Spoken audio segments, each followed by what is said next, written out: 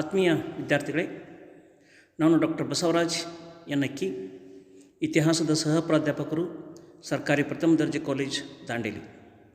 ಇಂದು ನಾನು ನಿಮಗೆ ಕರ್ನಾಟಕ ವಿಶ್ವವಿದ್ಯಾಲಯದ BA ಪ್ರಥಮ ಸೆಮಿಸ್ಟರ್ನ ಭಾರತ ಇತಿಹಾಸ ಇದರ ಅಡಿಯಲ್ಲಿ 12ನೇ ಅವಧಿ ಈ ವಿಷಯದಲ್ಲಿ archaeological sources of ancient India, ಪ್ರಾಚೀನ ಭಾರತ ಇತಿಹಾಸದ ಪುರಾತತ್ವ ಮೂಲಾಧಾರಗಳಲ್ಲಿ ಇಂದು ನಾನು ನಿಮಗೆ ಸ್ಮಾರಕಗಳ ಬಗ್ಗೆ ಹೇಳಕ್ಕೆ ಇಷ್ಟಪಡ್ತೇನೆ.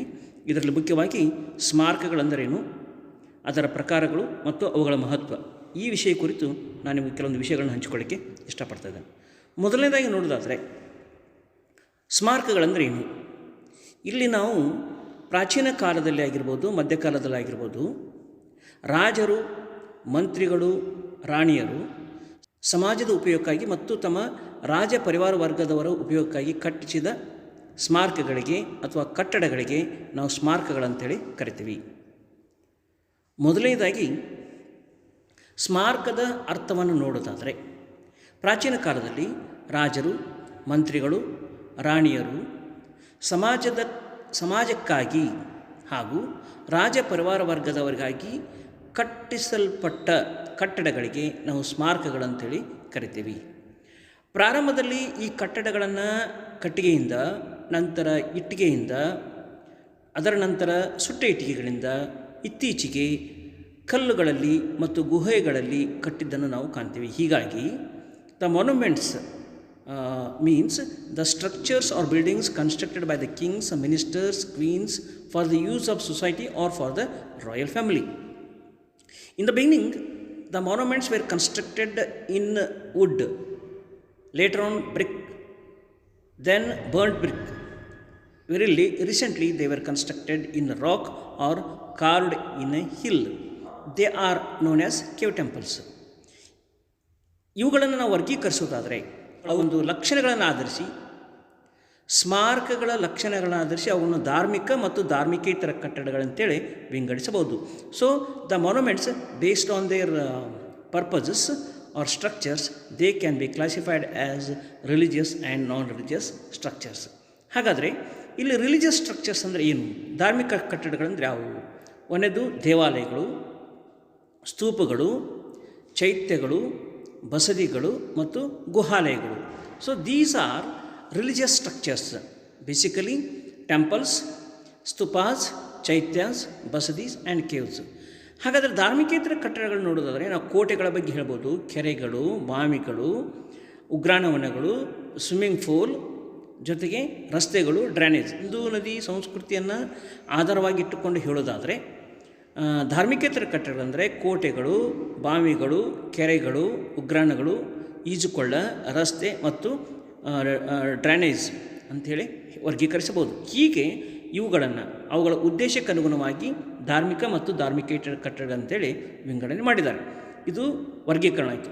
ಹಾಗಾದರೆ let us see the importance of monuments. ಹಾಗಾದರೆ ಮಾನ್ಯುಮೆಂಟ್ಸ್ಗಳ ಅಥವಾ ಸ್ಮಾರಕಗಳ ಮಹತ್ವವನ್ನು ನೋಡೋಣ. Monuments throw light on the extent of the kingdom. ರಾಜ್ಯ ಎಷ್ಟು ವಿಸ್ತಾರ ಆಗಿತ್ತು ಅನ್ನೋದ್ರ ಬಗ್ಗೆ ನಮಗೆ ಮಾಹಿತಿ ಕೊಡ್ತದೆ. It use information about the economic condition of the kingdom. ಆರ್ಥಿಕ ಪರಿಸ್ಥಿತಿ ಮೇಲೆ ಅದು ನಮಗೆ ಮಾಹಿತಿಯನ್ನು ಕೊಡ್ತದೆ. Evolution of art and architecture, ಕಲೆ ಮತ್ತು ವಾಸ್ತುಶಿಲ್ಪದ ವಿಕಾಸವನ್ನು ತೋರಿಸ್ಕೊಡ್ತದೆ.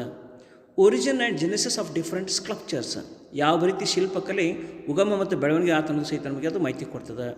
Knowledge of civil engineering in construction, ಆ ಕಾಲದಲ್ಲಿ ಸಿವಿಲ್ ಇಂಜಿನಿಯರಿಂಗ್ ಜ್ಞಾನ ಎಷ್ಟಿತ್ತು ಅನ್ನೋದ್ರ ಬಗ್ಗೆ ನಮಗೆ ಮಾಹಿತಿ ಕೊಡ್ತದೆ. ಜೊತೆಗೆ skills of the sculptures, knowledge of mathematics, ಗಣಿತಶಾಸ್ತ್ರದ ಬಗ್ಗೆ ಅವರಿಗೆ ಜ್ಞಾನ, ಜೊತೆಗೆ ಶಿಲ್ಪಕಾರರ ಕೌಶಲ್ಯದ ಬಗ್ಗೆ ಸಹಿತ ನಮಗೆ ಈ ಸ್ಮಾರಕಗಳು ಮಾಹಿತಿ ಕೊಡ್ತವೆ. ಇದರ ಜೊತೆಗೆ ಕಲಾಕಾರರು, ಶಿಲ್ಪಕಾರರು ಒಂದು ಪ್ರದೇಶದಿಂದ ಮತ್ತೊಂದು ಪ್ರದೇಶಕ್ಕೆ ಯಾವ ರೀತಿ ಮೈಗ್ರೇಷನ್ ಆದರು ಅಥವಾ ವಲಸೆ ಹೋದರು ಅನ್ನೋದ್ರ ಬಗ್ಗೆ ಸಹಿತ ಅದು ಮಾಹಿತಿ ಕೊಡ್ತದೆ.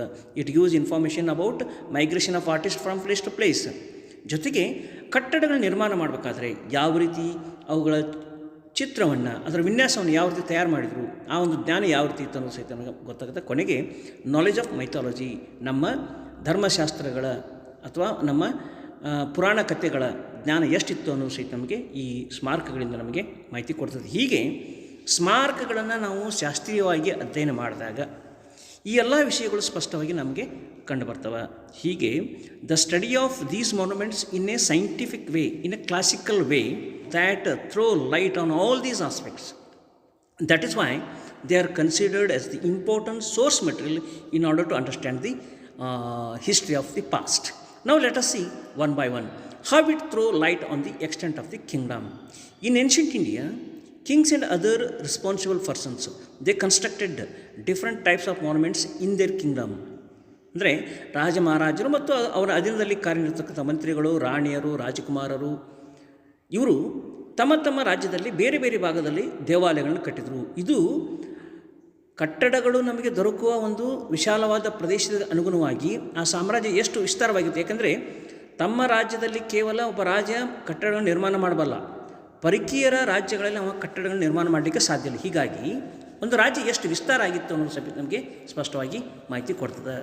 ಇದರ ಜೊತೆಗೆ ವಿಶೇಷವಾಗಿ ನಾವು ಎಲ್ಲ ಕಾಲದ ಸ್ಮಾರಕಗಳನ್ನು ನೋಡೋದಾದರೆ they are mostly concentrated in and around capital cities. ನಾವು ವಿಜಯನಗರ ನೋಡಿರ್ಬೋದು, ಬನವಾಸಿ ನೋಡಿರ್ಬೋದು, ಬದಾಮಿ ನೋಡಿರ್ಬೋದು, ಇತ್ತೀಚೆಗೆ ಫತೇಪುರ ಸಿಕ್ರಿ ನೋಡಿರ್ಬೋದು. ಹೀಗೆ ಹೆಚ್ಚಾಗಿ ರಾಜಧಾನಿಯ ಸುತ್ತಮುತ್ತಲೇ ಹೆಚ್ಚಿನ ಒಂದು ಕಟ್ಟಡಗಳು, ಸ್ಮಾರಕಗಳು ನಮಗೆ ಕಟ್ಟಲ್ಪಟ್ಟಿದ್ದು ಕಂಡು ಬರ್ತದೆ. ಅಲ್ಲಿ ರಾಜ ಪರಿವಾರ ವರ್ಗದವರು ನೆಲೆಸಿದ್ದರಿಂದ ಅಲ್ಲಿ ಕೋಟೆಗಳಿರ್ತದೆ. ಆಮೇಲೆ ರಾಜ ಪರಿವಾರ ವರ್ಗದವ್ರಿಗೆ ಬೇಕಾದ ಇನ್ನಿತರ ಕಟ್ಟಡಗಳು ಸಹಿತ ನಮಗಲ್ಲಿ ಕಂಡು ಬರ್ತವೆ. ಹೀಗೆ the availability of the monuments helps us to determine which was their capital city and why they concentrated on their capital cities ಅನ್ನೋದು it is a matter of discussion. ಎರಡನೇ ವಿಷಯ ನೋಡೋದಾದರೆ the construction of monuments, the construction of various and beautiful monuments throw light on how that particular kingdom was very rich. It means the economic condition of that particular kingdom. ಈಗ ಸ್ಮಾರಕಗಳನ್ನ ಕಟ್ಟಬೇಕಾದ್ರೆ ಅದಕ್ಕೆ ರಾಜ್ಯ ಪರಿವಾರ ವರ್ಗದವರು ಸಾಕಷ್ಟು ಕೂಲಿಕಾರರನ್ನು, ಶಿಲ್ಪಿಗಳನ್ನು ಅಲ್ಲಿ ನೇಮಕ ಮಾಡಿಕೊಳ್ಬೇಕಾಗ್ತದೆ. ಇವರೆಂದು ಒಂದೇ ಪ್ರದೇಶಕ್ಕೆ, ಒಂದೇ ರಾಜ್ಯಕ್ಕೆ ಸಂಬಂಧಪಟ್ಟವರು ಇರುವುದಿಲ್ಲ. ಇವರು ಬೇರೆ ಬೇರೆ ಪ್ರದೇಶಕ್ಕೆ ಹೋಗಿ ದೇವಾಲಯಗಳನ್ನು, ಸ್ತೂಪಗಳನ್ನು, ಆಮೇಲೆ ಚೈತ್ಯಗಳನ್ನು ಕಟ್ಟೋದ್ರಿಂದ ಇವರಿಗೆ ರಾಜ ಅವರಿಗೆ ವೇತನ ಕೊಡಬೇಕಾಗ್ತದೆ, ಅವ್ರ ಜೀವನೋಪಾಯಕ್ಕಾಗಿ ಏನಾದರೂ ಹಣವನ್ನು ಕೊಡಬೇಕಾಗ್ತದೆ. ಹೀಗೆ ದೊಡ್ಡ ದೊಡ್ಡ ಗುಹಾಲಯಗಳನ್ನು ಕಟ್ಟಬೇಕಾದ್ರೆ ಭಾಳಷ್ಟು ಕಾರ್ಮಿಕರು ಅಲ್ಲಿ ಕೆಲಸ ಮಾಡಬೇಕಾಗ್ತದೆ, ಅವರು ಜೀವನೋಪಾಯಕ್ಕಾಗಿ ದುಡ್ಡು ಕೊಡಬೇಕಾಗುತ್ತೆ. ಹೀಗಾಗಿ the economic condition or the richness of the kingdom that helps for the construction of the monuments. ಇದ್ರ ಜೊತೆಗೆ they constructed palaces, temples of different culture. ಉದಾಹರಣೆಗೆ ಈಗ ಬದಾಮಿ ಚಾಲುಕ್ಯರನ್ನು ನೋಡೋದಾದರೆ they constructed temples of Shaivism, Vaishnavism, Jainism and Buddhism. ಹೀಗೆ ಕರ್ನಾಟಕವನ್ನು ಆಳಿದ ಎಲ್ಲ ಅರಸು ಮನೆತನದವರು ಸಹಿತ ಹಿಂದೂ ಧರ್ಮದಲ್ಲಿ ಶೈವ ಮತ್ತು ವೈಷ್ಣವ ಧರ್ಮ, ಜೈನ ಧರ್ಮಕ್ಕೆ ಮತ್ತು ಅಲ್ಪ ಸ್ವಲ್ಪ ಬೌದ್ಧ ಧರ್ಮಕ್ಕೂ ಸಹಿತ ದೇವಾಲಯಗಳನ್ನು, ಗುಹಾಲಯಗಳನ್ನು ಕಟ್ಟಿದ್ದನ್ನು ಸಹಿತ ನಾವು ಕಾಣ್ತೀವಿ. ಹೀಗೆ ಆಮೇಲೆ this type of construction was possible only when the Kingdom was very sound in its economy. ಇದ್ರ ಜೊತೆಗೆ it require the help of artists who came from different parts of India. ಉದಾಹರಣೆಗೆ ನಾವು ಬದಾಮಿ ಗುಹಾಲಯಗಳನ್ನ ನೋಡೋದಾದರೆ ಆ ಗುಹಾಲಯಗಳನ್ನ ತಮಿಳುನಾಡಿನ ಶಿಲ್ಪಿಗಾರರು ಕಟ್ಟಿದರು. ಯಾಕಂತಂದರೆ ಇಲ್ಲಿರ್ತಕ್ಕಂಥ ಗುಹಾಲಯಗಳಿಗೂ ತಮಿಳುನಾಡಿನ ತಿರುಚರಪಲ್ಲಿ ಆಗಿರ್ಬೋದು, ಮಹಾಬಲಿಪುರಂದಲ್ಲಿರ್ತಕ್ಕಂಥ ಗುಹಾಲಯಗಳು ಬದಾಮಿಯ ಗುಹಾಲಯ ಲಕ್ಷಣಗಳನ್ನು ಹೋಲ್ತವೆ. ಹೀಗಾಗಿ ಅಲ್ಲಿಂದ ಶಿಲ್ಪಿಗಾರರು ನಮ್ಮ ಕರ್ನಾಟಕಕ್ಕೆ ಬಂದಿದ್ದರು ಅನ್ನೋದು ಸ್ಪಷ್ಟವಾಗಿ ನಮಗೆ ಇದರ ಮೂಲಕ ಕಂಡು ಬರ್ತದೆ. ಜೊತೆಗೆ ನಾವು ಸ್ಮಾರಕಗಳನ್ನು ಪ್ರಾಚೀನ ಕಾಲದಿಂದ ಆಧುನಿಕ ಕಾಲದವರೆಗಿನ ಒಂದು ಹಂತವನ್ನು ಅಥವಾ ಕಾಲಘಟ್ಟದಲ್ಲಿ ಬೆಳೆದುವಂಥ ಸ್ಮಾರಕಗಳನ್ನು ನೋಡೋದಾದರೆ it helps us to understand the evolution of art and architecture. ಇಲ್ಲಿ ನಾವು ವೈಜ್ಞಾನಿಕವಾಗಿ ಅಧ್ಯಯನ ಮಾಡೋಕ್ಕಾಗ್ತದೆ. The scientific study of art, architecture of any region or state or country helps us to understand what was its genesis and how it grown in a particular area. And in the beginning ಅದನ್ನು ನೋಡೋದಾದರೆ in the beginning the temples were built in wood, especially in Himalayan region, not in other part of India, because wood was the only possible material which was available in a very cheap manner, and it was only possible because they cannot construct in the snowfall area the temples with brick. So as a result of this, even today most of the Buddhist temples in the Himalayan region are in wood. Okay, hagadre later on as we find the temples built with burnt bricks also.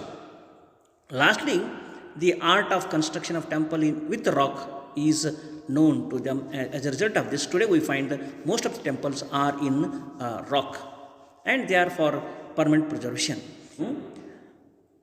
ಕಟ್ಟಿಗೆ ಆಗಿರ್ಬೋದು ಮತ್ತು ಕಲ್ಲುಗಳಲ್ಲಾಗಿರ್ಬೋದು ಒಂದು ಸೂಕ್ಷ್ಮ ಕೆತ್ತನೆಯನ್ನು ಕಾಣಲಿಕ್ಕೆ ನಮಗೆ ಸ್ಪಷ್ಟವಾದಂಥ ಅವಕಾಶ ಸಿಗ್ತದೆ. So ಹೀಗೆ we can see the minute carvings in the wood and rocks. From that we can understand the development of artistic skill through these temples. ಇದ್ರ ಜೊತೆಗೆ ನಾವು we can see how the sculptures originated and how it grown by studying the temples in a systematic manner. In India, different schools of art, architecture were responsible for the construction of temples and other monuments. ಈಗ ನಾವು ಉತ್ತರ ಭಾರತ ನೋಡೋದಾದರೆ Gandhara school ಅಂತೇಳಿ ಬರ್ತದೆ, Mathura school ಅಂತೇಳಿ ಬರ್ತದೆ, Amaravati school ಅಂತೇಳಿ ಬರ್ತದೆ. So they were all influence by foreign countries. How the foreigners influence the Indian culture. So ಹೀಗೆ we can understand the evolution ಜೊತೆಗೆ genesis of different sculptures in India. ಇದರ ಜೊತೆಗೆ the knowledge of civil engineering construction, because construction of any type of building, whether it is a temple or basadi or chaitya or some other things, it require proper planning, it require proper utilization of a particular material for construction. So it require design, it require blue print.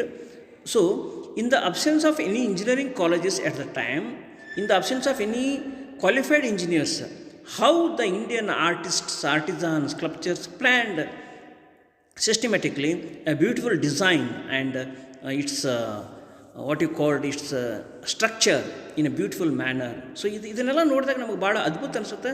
ನಮ್ಮ ಪ್ರಾಚೀನ ಕಾಲದಲ್ಲಿ ಶಿಲ್ಪಿಗಾರರಾಗಿರ್ಬೋದು, ವಿನ್ಯಾಸಕಾರರಾಗಿರ್ಬೋದು ಎಷ್ಟು ಒಂದು ಸೌಂದರ್ಯವನ್ನು ತಮ್ಮ ಅಭಿರುಚಿಯನ್ನಾಗಿ ಮಾಡಿಕೊಂಡು ಸುಂದರವಾದ ದೇವಾಲಯಗಳನ್ನು ಕಟ್ಟಿದ್ರು ಅನ್ನೋದು ನಮಗೆ ಇವತ್ತಿಗೂ ಸಹಿತ ಆಶ್ಚರ್ಯ ಆಗ್ತದೆ. ಒಂದು ಅದ್ಭುತ ಸ್ಮಾರಕಗಳು. ಹೀಗಾಗಿ ಸ್ತೂಪ, ಚೈತ್ಯ ಆಗಿರ್ಬೋದು, ಅದು ಡೋಮ್ ಆಗಿರ್ಬೋದು, ಅದರಲ್ಲಿರ್ತಕ್ಕಂಥ ಕಂಬಗಳಾಗಿರ್ಬೋದು, ಕಂಬಗಳ ಮೇಲೂ ಸಹಿತ ನಾವು ಸೂಕ್ಷ್ಮವಾದ ಕೆತ್ತನೆ ಕಾರ್ಯವನ್ನು ನೋಡ್ತೀವಿ. ಇದನ್ನೆಲ್ಲ ನೋಡಿದಾಗ definitely it require the knowledge of mathematics. So how mathematics played an important role in the construction of temples ಅನ್ನೋದು ನಮಗೆ ಸ್ಪಷ್ಟವಾಗಿ ಇದರ ಮೂಲಕ ಕಂಡು ಬರ್ತದೆ. ಹೀಗಾಗಿ ನಾವು ಬೇಲೂರು, ಹಳೆಬೀಡು, ಶ್ರವಣಬೆಳಗೊಳ, ಮಥುರಾ ಆಗಿರ್ಬೋದು, ಅಮರಾವತಿ ಆಗಿರ್ಬೋದು, ಇಲ್ಲಿರ್ತಕ್ಕಂಥ ಕೆಲವು ಸ್ಮಾರಕಗಳು ನೋಡಿದಾಗ ನಿಜವಾಗಿಯೂ they were very good in engineering knowledge or engineering subjects like mathematics and other artistic nature. ಆಮೇಲೆ ಈ ರೀತಿ ದೇವಾಲಯ ನಿರ್ಮಿಸಬೇಕಾದ್ರೆ ನಾವು ಪುರಾಣಗಳಲ್ಲಿ ಬರ್ತಕ್ಕಂಥ ಕಥೆಗಳ ಬಗ್ಗೆ ನಮಗೆ ಸಂಪೂರ್ಣವಾದ ಮಾಹಿತಿ ಇರಬೇಕಾಗ್ತದೆ.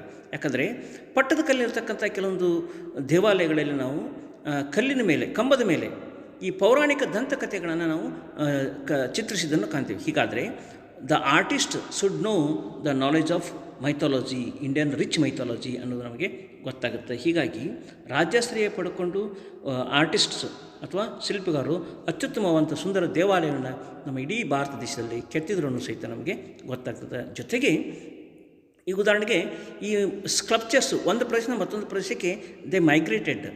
Their main job was to construct sculptures in different parts of India. That is why they migrated from place to place.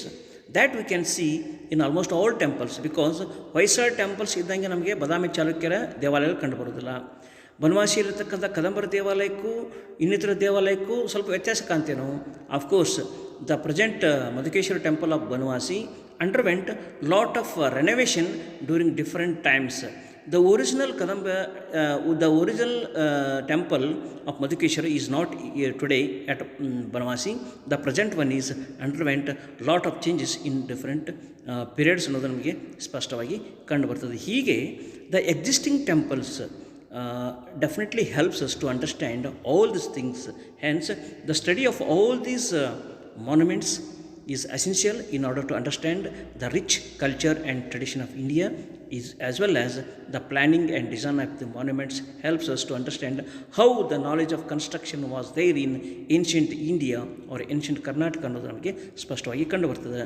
ನಾವು ಸಿಂಧು ನದಿ ಸಂಸ್ಕೃತಿಯ ಬಗ್ಗೆ ಅಧ್ಯಯನ ಮಾಡಬೇಕಾದಾಗ ಅಲ್ಲಿ ಉಗ್ರಾಣಗಳನ್ನು ಕಟ್ಟಿದ್ರು. ಅಲ್ಲೊಂದು ಮನೋರಂಜನೆಗಾಗಿ ಸ್ವಿಮ್ಮಿಂಗ್ ಪೂಲ್ ಇತ್ತು. ಆ ಸ್ವಿಮ್ಮಿಂಗ್ ಪೂಲನ್ನು ಒಳಗಡೆ ನೀರು ಹಾಕಲಿಕ್ಕೆ ಪೈಪ್ಗಳಿದ್ದು, ಹೊರಗಡೆ ನೀರನ್ನು ಹೊರಗಡೆ ತೆಗಲಿಕ್ಕೆ ಕೊಳವೆಗಳಿದ್ದು, ಆಮೇಲೆ ಅದರ ಸುತ್ತಲೂ ಪ್ರೇಕ್ಷಕರು ಕೂತ್ಕೊಳ್ಳಿಕ್ಕೆ ಗ್ಯಾಲರಿ ಇತ್ತು. So all this knowledge really is a wonder and helps us to know how advance they were ಅನ್ನೋದು ನಮಗೆ ಸ್ಪಷ್ಟವಾಗಿ ಕಂಡುಬರ್ತದೆ. ಹೀಗೆ ನಾವೆಲ್ಲ ಈ ದೇವಾಲಯಗಳನ್ನಾಗಲಿ ಇನ್ನಿತರ ಸ್ಮಾರಕಗಳನ್ನಾಗಲಿ ಅಧ್ಯಯನ ಮಾಡಬೇಕಾದಾಗ ಧನ್ಯವಾದಗಳು. Thank you.